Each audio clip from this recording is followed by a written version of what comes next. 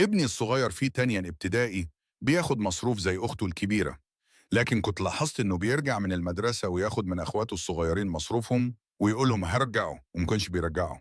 في مرة زعلت منه جدا وضربته، وافتكرت إنه ممكن حد بيغريه أو بياخد منه فلوس.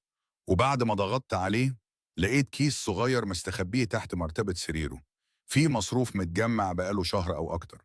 وقبل ما نكمل القصة، لو بتحب ربنا ورسوله اشترك في القناة واضغط لايك عشان الرسالة دي توصل. سألته: ليه يا حبيبي؟ هو أنا حرمك من حاجة؟ نفسك في حاجة ومش قادرة أجيبها لك. رد عليا وهو حاطط وشه في الأرض: لا يا ماما، أنا بحوش علشان لما أكبر لو بابا طردك من البيت تاني أو طلقك زي ما عمل قبل كده، أشتري لك شقة وأصرف عليكي أنتي وأختي. أنا بقيت راجل يا ماما، وأنتي مالكيش حد. أبوكي ميت.